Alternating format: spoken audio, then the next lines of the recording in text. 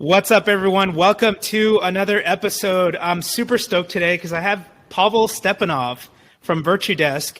And over the next 30 or 40 so minutes, this is going to be a masterclass in leveraging your business. So one of the things I always talk about is you need to do what is the highest and best use of your time.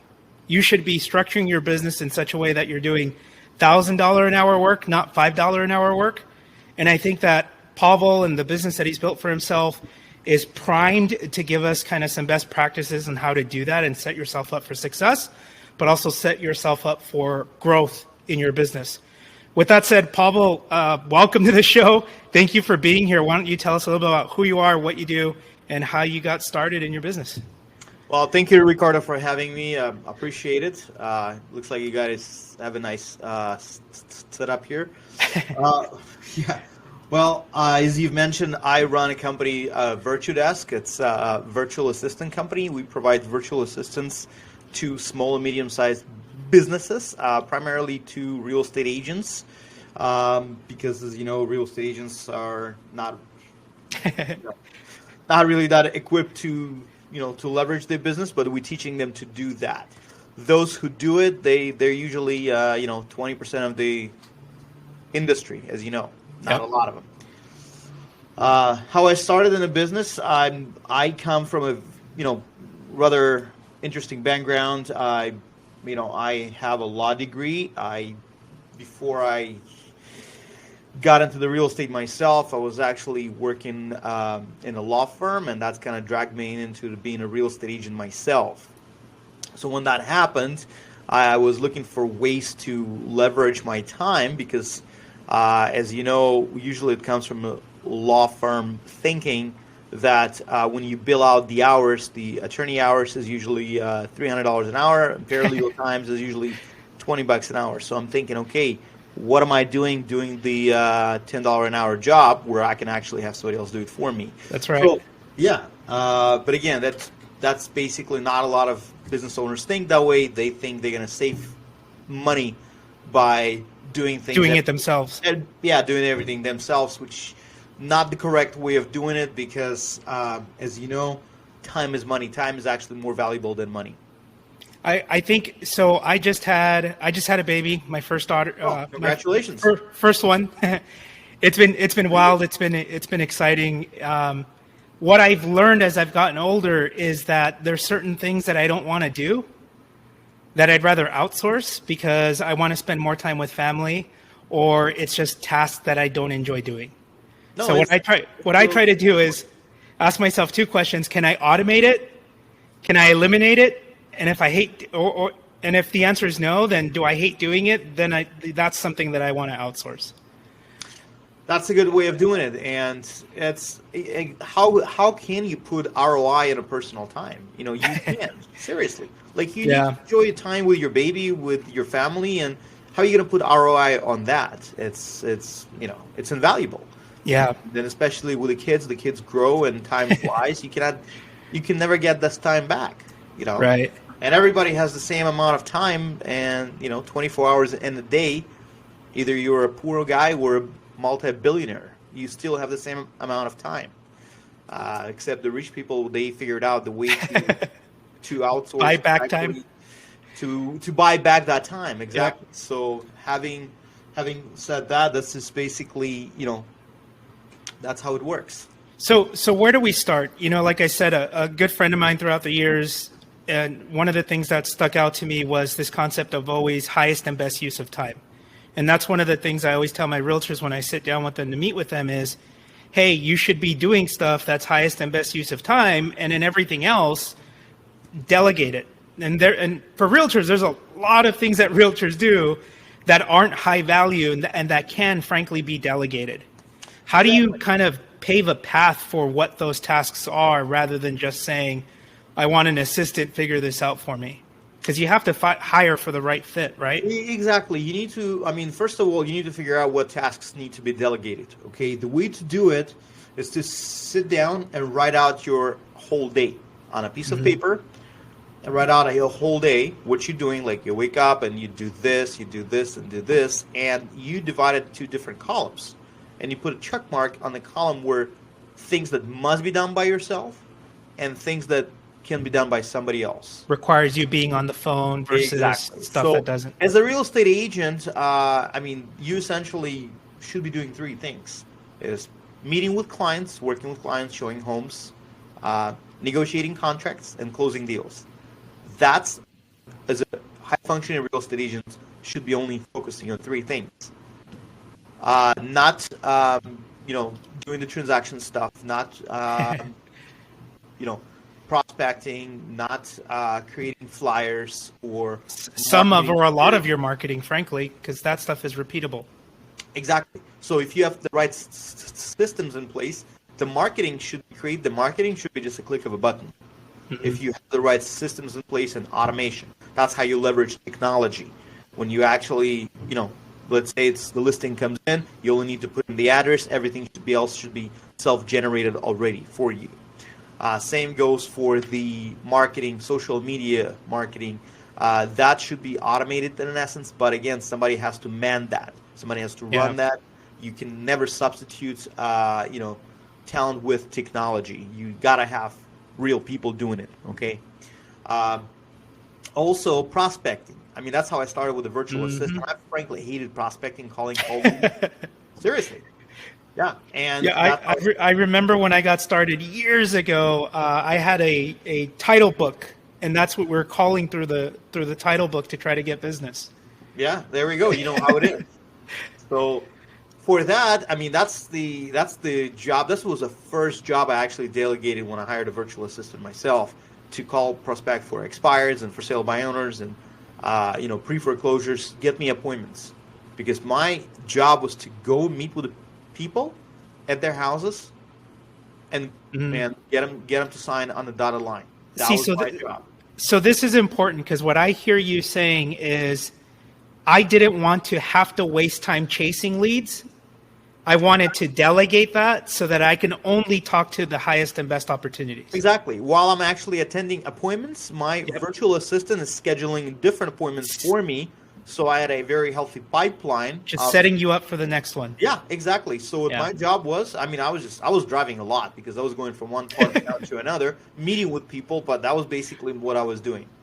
And once the pipeline was built up pretty good, what I did, I hired another person to handle all the MLS stuff, to handle all the input stuff, the transaction side of it. So I only focused on actually going to listing appointments. Right. Then I had a listing coordinator. She was actually responsible for inputting into the MLS, ordering photography, ordering the disclosures, and making sure the sign gets installed, making sure that the key box gets installed. All of that was actually handled by my listing coordinator, who was also So you obviously had some level of comfort and trust with the staff that you had performing those tasks for you. So my question is this: What are some common misconceptions, or what is one of the most common reservations that someone has about hiring a VA? Because I'll tell you what, I meet a lot of agents who think that I need to do this myself because only I know how to do it, or I need to set up this go through this new listing checklist because I know how to do it. That's number one. You said it yourself. People think nobody will do it better than me. Yes. People only like to work with me because I'm amazing. No, you're not married to you. They love your systems. They love your level of service. They love the standards that you actually set for your company, and you're performing on the standards. That's what they love. They love your knowledge. Right. So if you actually put everything what you have on a systems checklist and somebody else does it for you, your customer would still feel that they're actually being taken care of by you and your team. So that's one of those fears probably people have, is nobody can do better than me, and how can I delegate doing something that I'm so amazing at. Let's say you are a phenomenal listing agent, and you creating great, write up good descriptions for properties. Okay, fine, write up the description, or teach somebody who to do it for you. Right. order the photography. So the photographer goes and does it, and you can pick the pictures, okay? But again, all this stuff, the tedious stuff that you have to put into the MLS, number of square foot and all of that, that can be done by somebody else. Same thing goes with transactions, okay?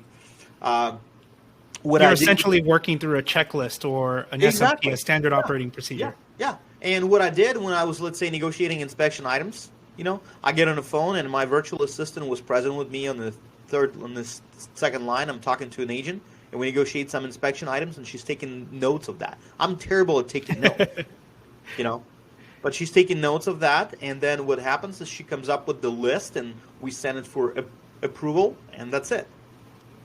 Right on. So your job is to negotiate deals or, inspection items, or it be your credits, price, commission. That's your job as an agent.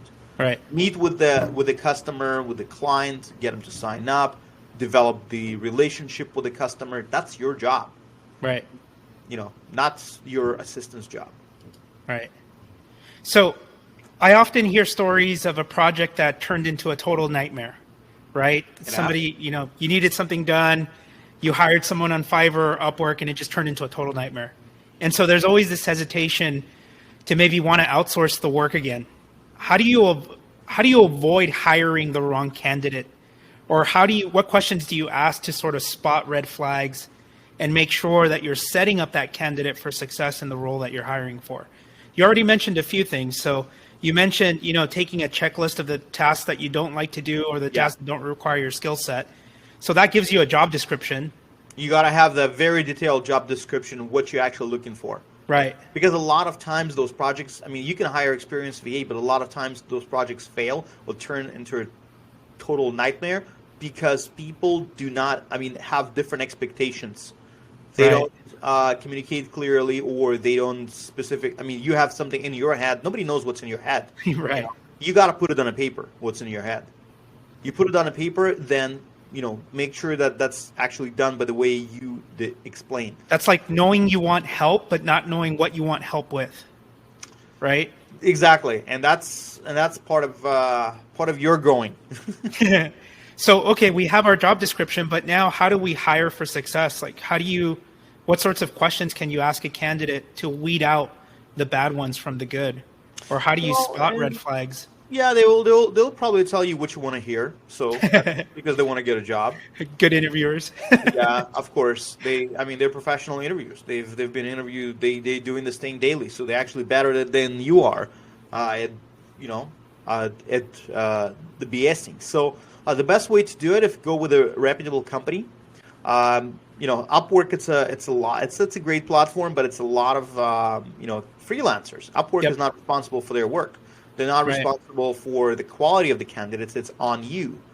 That's why VirtuDesk actually comes into the help here, because what we've created is a company that we do all the heavy lifting for the customer. We go, we interview those people, we find those people, we vet them. We make sure they pass the background check. We make sure they actually, we've verified the references. And this is actually a full-time job. Yeah, no, you've coached them up into the role. So you've coached them up to success in their roles. Yeah, and then we put them through training. They go through rigorous training. Sometimes it's a week training. Sometimes it's 2 weeks training, depending on the position they're applying for. So after the training, they have to graduate from that, which means they have to pass the exams. Once they pass the exam, only then they can be actually endorsed to you as a customer. So, So imagine that you go to Upwork, you have to do everything. All of that yourself. All that vetting yourself. Yeah. When you come to us, we'll give you vetted candidates that we know actually been vetted. We know they have gone through our training, and we know we can actually vouch for them. That's what happened. So that's kind of we remove that heavy burden from the consumer. Right. However, at the same time, you, instead of giving like 10, 15, you'll be getting on Upwork or Fiverr, you're going to get like 3 or 4 from us, because we've already done the heavy lifting. And you pick from those people who's going to be matching your company culture, who's going to be, a good fit for the project or for your... Matches to how you like to work. Exactly. Yeah. Yeah. So, okay, maybe let's walk through this. Maybe I've hired somebody.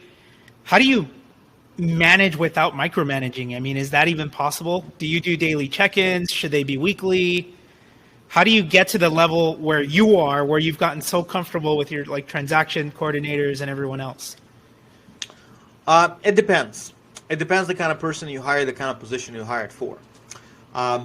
What I don't like to micromanage like every step of it. However, I like to be kept in the loop as far as what's going on, and I do adjustments like as the day goes by. Okay. Again, some people don't have time for that. Some agents say, I don't have time to actually manage somebody. I don't want to think about it. Get out of my plate. Yeah, well, that's fine. Then set up this, the daily calendar when you do check-ins with your VA. I suggest to do it like in the morning and at the end of the shift. Make sure your VA sends you end of day report so you know what's been happening, what's transpired, and make sure you actually check that, read that, and respond. Provide feedback. It's a feedback loop for them. Yeah, your virtual assistant needs your feedback, not just once. They need your feedback in order for you to be more successful. Because what a lot of agents, what I've seen what they're doing, they think it's a plug and play model where you basically dump all the stuff on your assistant and everything's done. No, it doesn't work that way. You need to do collaboration with them. You need to do some sort of check-ins. Even like let's say you're a busy agent and you're on the road all the time, showing homes or going to listing appointments. Call them up when you're driving. When you drive, what else? You have downtime. Doing? Yeah, what else? Are you doing? Don't listen to some jams on the radio. Just call up your put them on the speaker in the car. Call them up, see what's been happening. Check in with them. You're describing me. When I go and do grocery store runs, my wife always says, how many people did you talk to today? Exactly, yeah. I talk on the phone as well. That's what I do. That's actually, I rarely talk on the phone when I'm in the office or right. But when I'm driving, that's what I do. I'm actually engaging in conversations with people. Different people calling me or I call them up or call them. I catch up on the stuff that needs to be done. So that's and my operations manager, I speak with her a lot of times. I speak with her from my car when I drive. That's so funny. I might end up be driving and saying, Pavel, I got 5 minutes before I lose you. Just wanted to check in. What's up? Yeah, that's not a bad idea because you gotta be checking in. When you check in with people, you're accountable. Like you said, it's a good feedback loop, and that's how you build trust and learn how to work well together. Exactly. Yeah. So what is a good or maybe an ideal tech stack for communicating with your VA look like? Granted, there's so many different tools for things like project management, quick instant communication. How do you sift through all that stuff to find the right solutions? Well, the communications platforms there are plenty of them. It can be WhatsApp, Viber, Facebook Messenger, Instagram Messenger, Skype.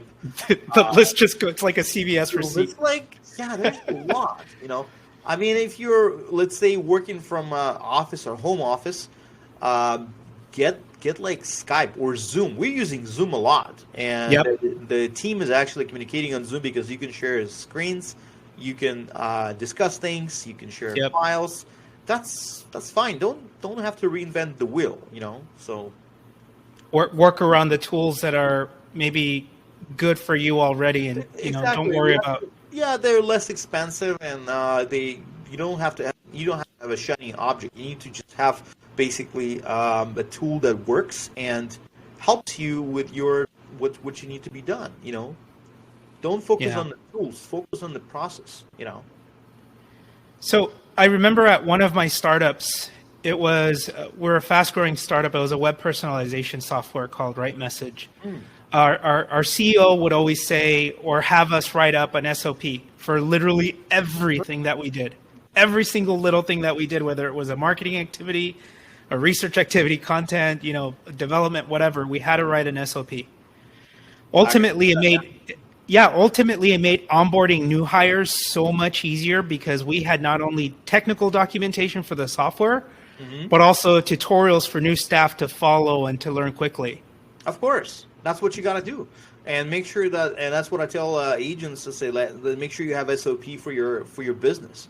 Because what happens is, let's say, what happens if you're a assistant quits, gets hit Gets- by a bus. Yeah. You know, Decides gotta she wants to get her license. Whatever. yeah, that's fine. And make sure somebody steps in. They know how to handle things, because it's already there. What do you think? Look at Starbucks or McDonald's. They're the same all over the world, with little differences, but they're the same all over the world. So what does it mean? Does it mean that the CEO of Starbucks is going and teaching every employee how to pour coffee? No, they have SOP, they have a training manual. So when new hires come in, it's that they being trained on a training manual and standardized that's already been created for everybody to make it uniform for everybody. That's what makes it a robust company. Yeah. So let's maybe set some expectations here. You obviously take care of a lot of the vetting, training, and onboarding for the VAs that you staff. Mm-hmm. If somebody was hiring a VA from somewhere else, in your experience, on average, how long does it really take to onboard and train a VA? About a couple of weeks at least. If you have everything documented and your process is all documented. Yeah. And what are the different roles that realtors typically, it's not a one size fits all for your VAs. What are the different activities you hire out for? Do you guys have different departments? Well, usually, besides we have clients who are realtors, mortgage people, lawyers, insurance guys, software developers, because we have people hiring to test software or coding schools. So, but majority of them are real estate agents, and what what we provide them for is tasks like marketing, do your social media marketing, admin, transaction coordinator, executive virtual assistant. We have a very high demand for executive VAs. People hiring more and more, and pandemic kind of brought it into this world, I guess, more because everybody's working from home, and you basically, even who used to be your in-house VA, who used to be your in-house assistant, essentially became your VA because he or she is probably, chances are, working from home. So, yeah. Did the pandemic, did you see an increase in business when the pandemic started? We did, yeah. I think everyone across the board. Yeah. The question I wanted to ask you is, and I'm losing my train of thought here, but if I'm a realtor who is stuck at 10 million in production every year, I'm not growing, I'm just kind of stagnant. One of the things that I see a lot of realtors get stuck in, and I think I alluded to this before we got on the call, but I go on maybe 40 one-on-one appointments with agents every month. The recurring theme is, I need to reach more people, or I need to prospect more because I want to grow my business. But, I ask, let's look at your database and let's organize your database, and almost no one has database.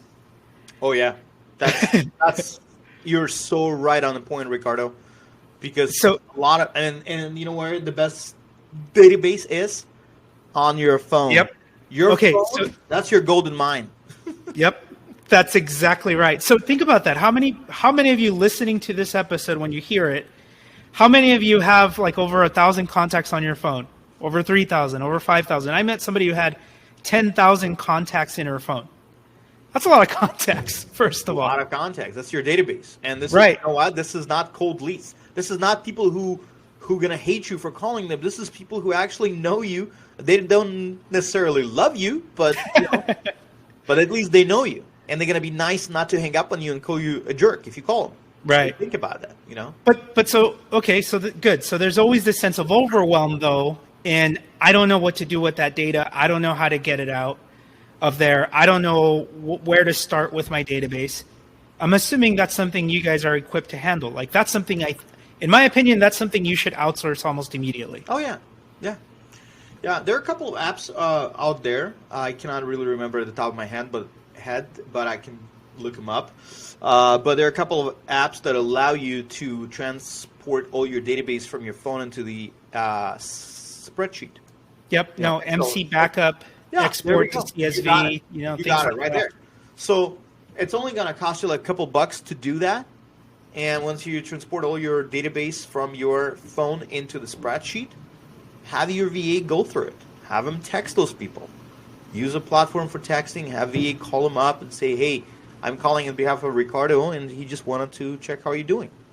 You know, Yep. That's just Or the pandemic and the real estate market is exactly. crazy. We're giving Yeah. everybody an updated home value. Can I send Yeah. you one on your Yeah, property? exactly. Boom. That's it. Or my favorite when I used to sell real estate, my favorite email I was sending out people is the quick question subject line. You put in the subject line, quick question, and you make your question very quick.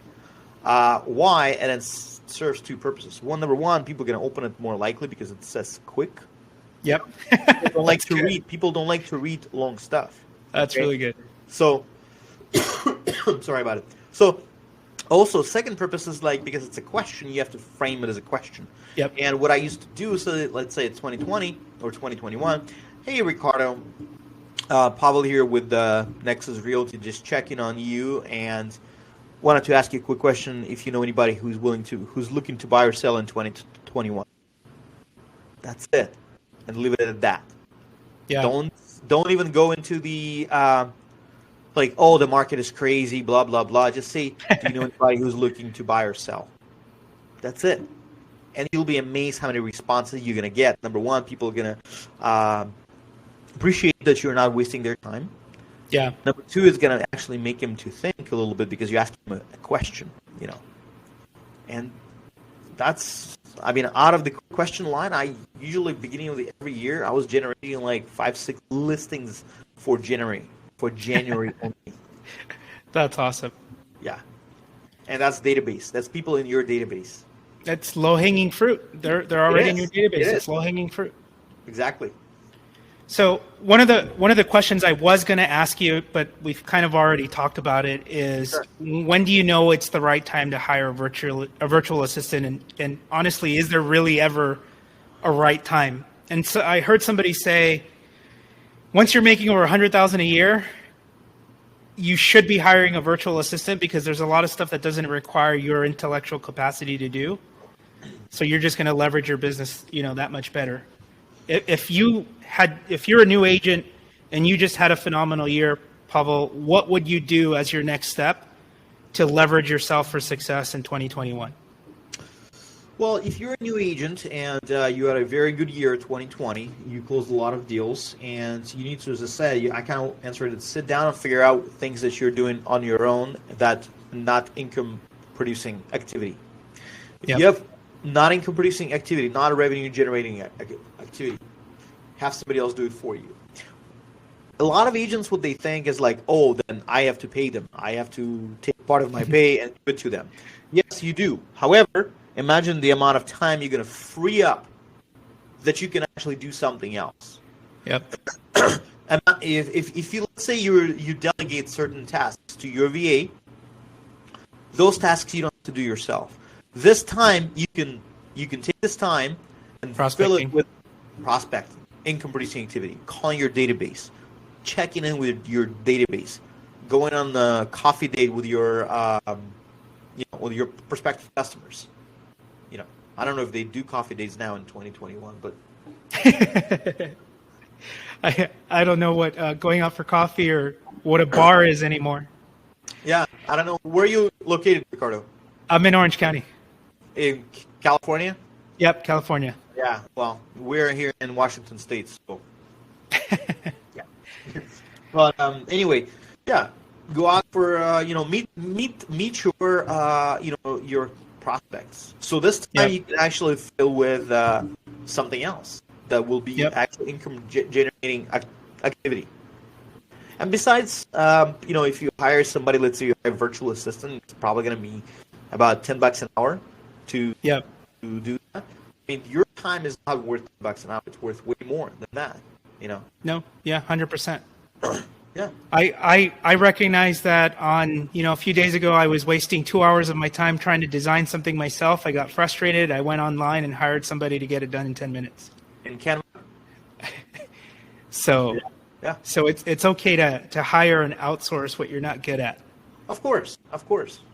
And besides, think of it the other way as well. The pandemic hit people very hard. Some people don't have what you guys are having, so somebody else ask them a few bucks. They need the job. People willing to work, and they need you're actually doing something good by not only just for your business, but for somebody else by providing them with the job, so they can actually have a decent decent pay, and they can so they can support their provide for family. themselves. Exactly. So think of it that way as well. Well, Pavel, I think you distilled a lot of good stuff here. If you're listening to this episode, like I always say, if you want to leverage your business for success, find what is the highest and best use of your time. Start to write down all of those task lists that you do on a day-to-day basis. Ask yourself, do I hate doing this? Can I delegate it? Can I outsource it? Can I automate it? Automation is your friend, and then outsourcing is your friend too, because that's going to allow you, think about it, would you rather be doing menial marketing tasks and going down a checklist, or spending time with a past client trying to get more repeat and referral business? If you spend time with a past client and each past client refers one customer, the marketing sort of takes care of itself. Absolutely it does. Pavel, thank you so much for taking some time with us. Where can we find you online? MyVirtuDesk.com, or you can just Google VirtuDesk, VirtuDesk, and you guys do everything. You help with transaction management. You help with marketing. Yeah. So also we have a Facebook community. It's called Leverage. So if you go to the Facebook community Leverage, you can find us. And we are going to have Leverage Mastermind next Wednesday. So those who are listening, they can join Leverage Mastermind. We're going to have Tom Ferry, Tristan Almada at that event. And, awesome. It's going to be next Wednesday. So you can go to Leverage Community, find us, and register for free. So it's going to be online event for free, and with Tom Ferry. So he'll be talking about how you can actually leverage your business and how you can, build your company with the virtual staff. Awesome. Yeah. Well, thank you all so much. Thank you for taking the time. I appreciate you. Thank you, Ricardo. All right. Bye. All right.